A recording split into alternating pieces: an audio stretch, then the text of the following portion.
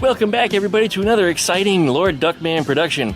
Behind me here is a 1974 Super Beetle, which we're going to try to get finished up today.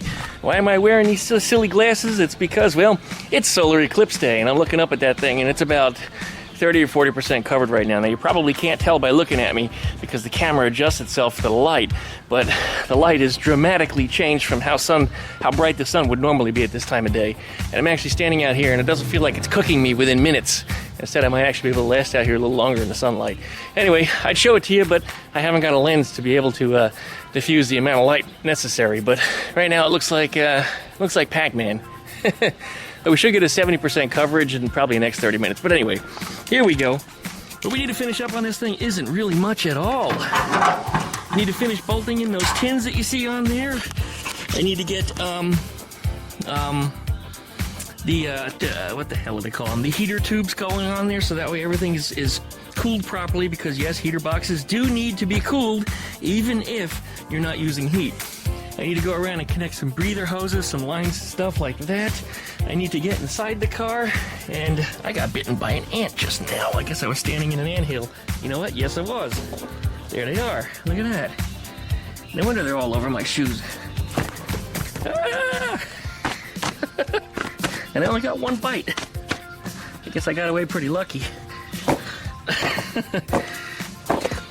what I get for wearing the solar goggles. I couldn't see where I was standing. Oh man. Alright, we'll be back in a minute. Like, comment, and subscribe. You know, give me that thumbs up, guys, for letting the ants chew myself up here. And we'll be back as soon as I get these things shaken off. Thanks for watching.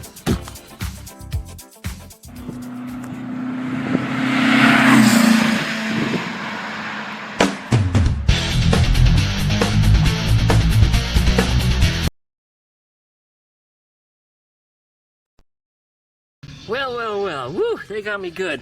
And I'm still standing in where they're at, so I gotta be a little more careful. Anyway, we gotta install a shifter in here. That was something else we needed to do. And I'm just gonna go around and just make sure everything else is tight and as it needs to be. I think that red plate that's back there is supposed to be under the hood. It's supposed to go up behind the gas tank somewhere. I don't think that's part of my job, but it is here. So if I can find the hardware, maybe I'll just slap it in. Otherwise, I don't think there's anything left up under the hood. Ant biting me between my toes. Little bastards, man. Oh, I wanted to put the hood handle together, but it looks like it's missing a bunch of parts, so that's going to be out of the question. All right, well, that's what we got. Let's go ahead and get to work. Thousands of tears later. And after I put together everything on this and tightened down all the screws and did all the engine nonsense, like hooking up the heater hoses and getting the air cleaner on here and the breather tubes and all that stuff, it's now ready to drive, or so I thought. When I stepped on that clutch pedal, it went straight to the floor, and it made an awful crunching sound when it did. And then it didn't come back up. And I said, uh-oh. Either the little shift fork that's on the back that holds the throwout bearing is shot, or the cable is damaged, or so I thought. Anyway, I pulled out the entire pedal cluster, and it turned out the cable wasn't even attached to it, but the pedals were crunching all by themselves. So I discovered somebody replaced the floor pans in this, somebody replaced the pedal cluster, and they're not within tolerance. They're grinding into each other. And the pedals actually crushed a hole into the floor, and the little stop on the bottom of the pedals was actually getting caught in the hole. So that was that crunching sound that I heard. Anyway, after a little percussive maintenance, I managed to make the hole just a little bit bigger. I put the pedal cluster back together. The cable now works. So I got to put this thing back together, and we're just about ready to take it for a test drive while a stupid helicopter flies over and ruins my video. Anyways, guys, like, comment, subscribe. Don't forget to plug the big place to get updates every time I upload a video. Check out that shit down for all my different social media links. And we'll be back once we get this thing all thrown back together. Stupid helicopter. Alright, well, it's always Murphy's Law that strikes again. And in this case, if you listen, got a leaky tire valve. Tried to fill it up with my compressor, and it just started leaking worse. So anyway, it turned out it needs to be just replaced. It looks like it's a good condition tire, but it doesn't look like a brand new one. This looks like a brand new one. This came out of the trunk, the spare tire well. Now, when I pulled this one out though, I noticed immediately the tire was off the rim. So again, one problem turns into the next problem, turns into the next problem. Using this little compressor, I managed to get enough volume, though, to get it back on the rim, which surprised me. I can't believe it actually went back on. And hopefully it stays on. This tire, or wheel rather, does match the other white ones.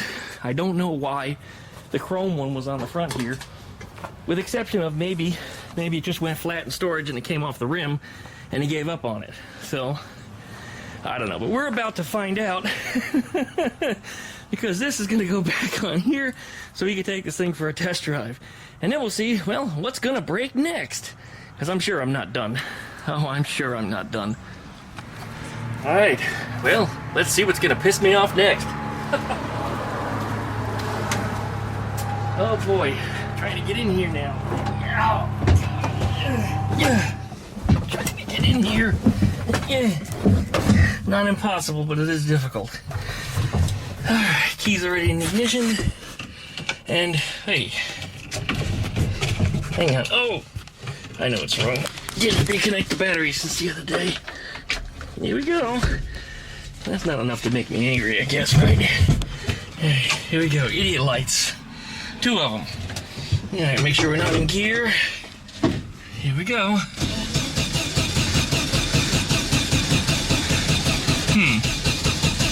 I actually expected it to start and it didn't. What's going on here? That's new. Alright, I guess we need to investigate. And we discovered the negative wire on the coil was loose. I just had to pinch the little connector and slide it back on. I guess somewhere when I was moving around in here the other day when I was putting this on, I must have yanked the negative off. Anyway, that was definitely off. That's probably the reason why it won't start. Let's find out. There we go. Squeezing my ass in here again. Oh, God. Alright. Here's a key. Idiot lights. And let's see if it starts. Yeah, there it goes. I think it's flooded now, though, from me pumping it. Yeah, definitely flooded. And there it is, running. Idiot lights are out. Mosquito is on me. It's idling pretty good considering it's cold. Okay, open up my vent window here. Gonna go for a little ride. There we go, clutch feels good. No, we don't want to go in reverse. I was gonna go backwards. Backwards is not an option. Here we go. Let's roll off these ramps.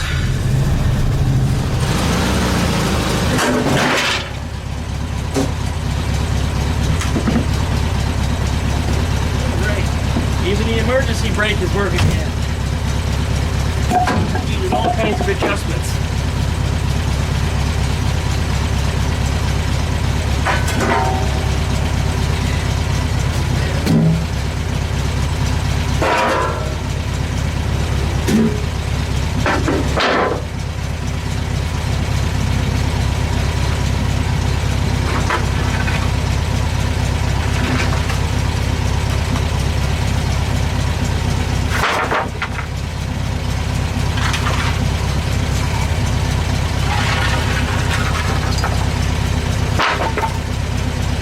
Kinds of crap under there.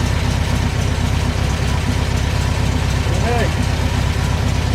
I think this has been lowered a little bit. Looks a little squatty. Gonna get lower now. Yeah.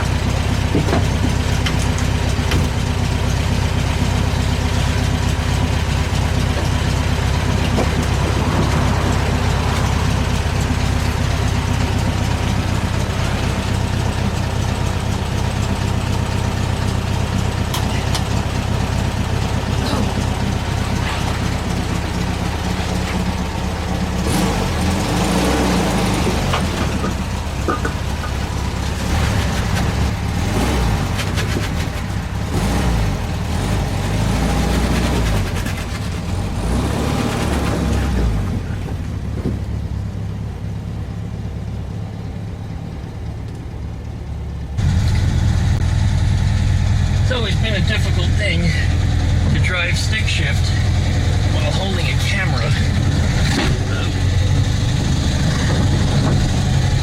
Not sure what I bottomed out on, but something.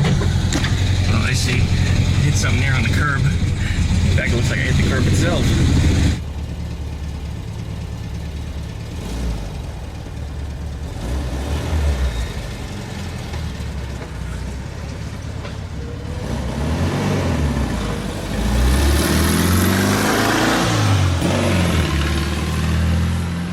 Yeah, like I said, it's been lowered a little bit. Alright, well, we're off. Just cruising feels pretty good. It's a little but I mean, the engine's still cold. That'll go away in a minute, I'm sure. In fact, there it is, it's already gone. Put it into the next gear. In fact, it's too low of a gear, or too high of a gear right now. I'm in third, it should be probably in second. But it's pulling. Yeah, it pulls. As far as I know, it's just a stock 1600, so don't expect too much from it. It's got a stock carburetor, stock exhaust.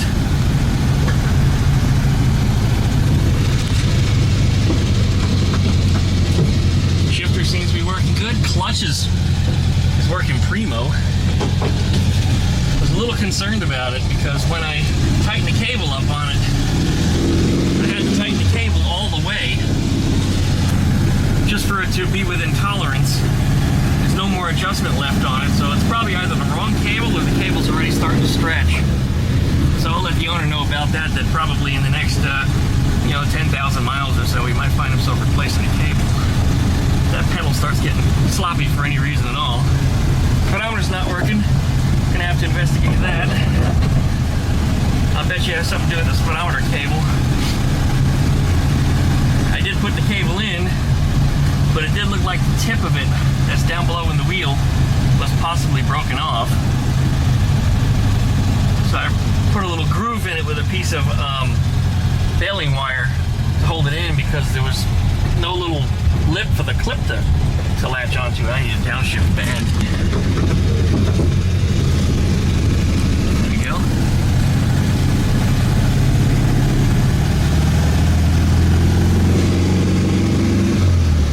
It's a hole here.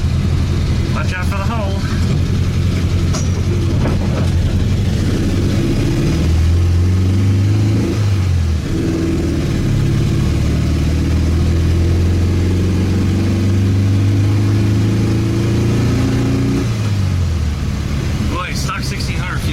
Different than my glass pack dual carbureted squareback, or fastback I should say. Ruby's not a squareback. Here I've been calling squarebacks fastbacks all along, now I'm doing the opposite. What's wrong with me? Anyway, we're going. There's a speed bump. Suspension on this seems really stiff, but I did notice it had coilover shocks in the rear.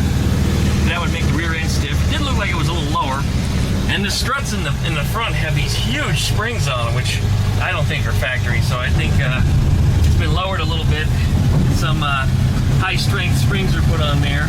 Because of course when you lower your suspension, you also want to stiffen it so it doesn't bottom out so easily. Driving into the sun. Ugh. It's just about the end of the day, and I'll be wrapping up soon because we have a Volkswagen car show committee meeting, because our car show is this weekend. That's right, on the 21st of October, right here in Pensacola at Five Flags Speedway. We have, and this is amazing, usually we get 100-ish cars registered, right? About half of them are pre-registered. This year, 176 cars have pre-registered. I'm sorry, I said the wrong thing. Wrong thing, I'm way off. It was 178 have pre-registered already to show up for the show. And we are beyond belief, because the day of the show we're probably anticipating another 70 to 80 cars. You know, that'll put us at the 250 range.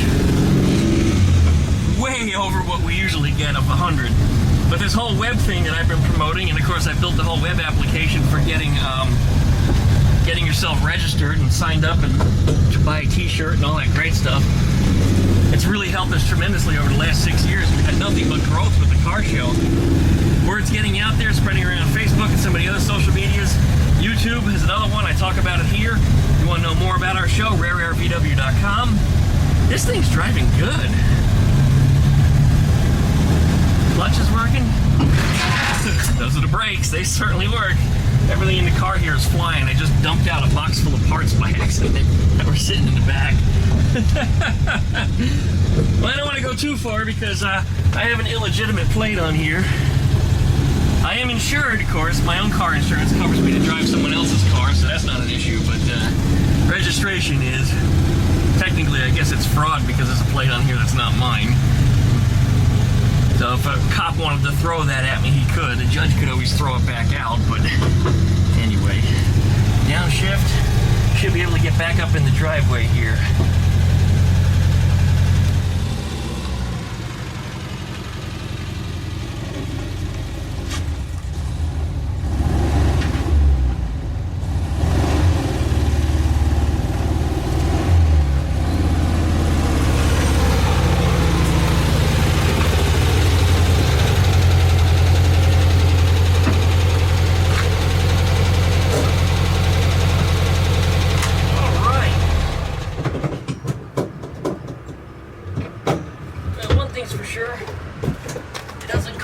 Very good in third gear. So when I downshifted from second, attempted to go into first, I clicked it into third by accident. I'm not used to the shifter that's on here. Alright, I guess we'll walk around and have a summary. Alright, what's wrong with the speedometer cable, and I think I see it, is a little tit is sticking out here. So I need to beat that thing in a little bit, because probably what's happened is it's pulled out of the speedometer on the inside, because that inner wire, it's like a square. Well, usually they're square. They're probably round up on the inside of the tube, but it's square on the ends. It can actually pull out, and that's probably what's happened. So it's pulled out just a little bit this way too far, which is not engaging with the speedometer. Especially if that has lost the tip of it, that means it's going to be pulled out even further because we made that new groove on it. So it might be time to get a new speedometer cable on this. We'll see on that. That wasn't part of this job. That was just one of those little bonus things that I threw in. Anyway, we do know we have lights working, brakes work, shifter works, shifter feels good. E-brake has been satisfied and adjusted, so that way it's 2.5 clicks until it engages. You want between 2 and 3, usually 2.5 is where it falls. Horn works, all the lights are working. We're good on this. All the tires are aired up, all the wheels are bolted down properly. All the accessories are on the engine where they belong, except for the carburetor preheater tube that's supposed to go down through that little hole down there. Unfortunately, the auto parts store didn't have enough of these hoses, so we had to go without it. And that's the least of our worries. If it's just driven quickly like that, you're not going to overheat it. Even just that one hole open like that's probably not going to cook the engine. But in time, it should be either capped off or got to put that hose back. So it's just one of those things we've got to remember. Okay, I do need to, and I've forgotten. I just remembered it now. I have to finish putting the fenders together on this, but that's not hard. We're going to do it with a little bit of panel bond. We're not going to do any welding on this because I don't want to upset any of the paint. While the paint's not in perfect, pristine quality, the owner of the car likes it as is, so he doesn't want to change anything about it. He kind of likes it looking a little weathered, a little rough, but he didn't want me to mess it up any worse than what it is, so we're going to try to leave this alone. We do know the fuel filler works again. This is all reassembled and put back together. The headlights got brand new buckets installed in there. Remember I did the body work on them because they were all rusted out and they fell out. Well, they didn't fall out, but they were falling out. But one of them came out with minimal effort. We put the new ones in, we panel bonded them again so as not to upset any of the paint around the edges. Then I went up on the inside of the headlight. You guys didn't see that. But off camera, I went in there and I painted around the inside of it just to make sure that it's going to stay solid. We don't want the headlights falling out, of course. Everything works on this car. Everything works. Looks like the mirror here is a little loose. That was something I noticed. I guess I can... Oh, you know what? That just tightened it up. Back and forth once, and now it's no longer... Yeah, before it was all kinds of wobbly. This isn't in good shape, though. It's a little bit abused. Anyway... No radio in there, not part of the job anyway. Put the interior back together, which is really just 2 passenger side seats. And I didn't realize that because I thought I had the passenger side seat on this, so I took it out, went around that side and put the other seat in, then when it occurred to me they're both passenger side seats. And how do I know that? Well, you look here. See? And here it is. That should be on the outside. So these are both facing right. So these are 2 passenger seats. Does it matter? No, not really. It's kind of an inconvenience factor. But when you're letting passengers in the back of the car, typically you do it from the other side anyway. The driver's side usually doesn't get messed with a whole lot. I hate sitting in this thing. Seats do not go back far enough at all. It needs to go back about another 4 or 5 inches for me to actually get in here comfortably. And then at that point, once I'm in there comfortably, then the shifter is too far away from me. So, you know, win one, lose one. It's just the way it goes. All right, well, this is coming together, or has come together. There's all the stuff dumped out back there. I got to pick all that stuff back up. When I hit the brakes earlier to test them, everything just went and flew all over the place. So I guess all that's left on here is for me to just panel bond those fenders in, and then once that's done, we're ready to rock and roll. But I'm running out of time for today. The sun is going down, and I've got that meeting with the car show committee. So like I said, the car show is, well, actually it's less than a week away. It's days away. RareRVW.com if you want to know more about it. It'll be this Saturday. Starts at, I guess it's 7 a.m. The gates open. Or is it 9 a.m.? Something like that. Early. If you want to come and camp out the night before, you can. Show up Friday night with your camper or your trailer. Bring your Volkswagen out. You can start setting up in advance, including if you're a vendor. Make sure you get your vendor registration online. You can still do that. RareRVW.com/register. Sign in. Create yourself a login account and handle it from there. No more t-shirt sales, though. Those are cash on day of show only, because we only have so many that are reserved. It's amazing that we sold so many t-shirts this year, too. We had to actually order a second batch of them because we pre-ordered, you know, so many for people that had purchased online. And then we ran out of them in advance and had to order more, so that way we have some to sell at the show over the counter. Well, 74 Goldfish Bowl Super Beetle. And, you know, this thing's growing on me. I don't know if I could see myself in one, but it's kind of growing on me. This one, out of all the cars that I've worked on this year, and it's been a lot. There's been a lot of cars here.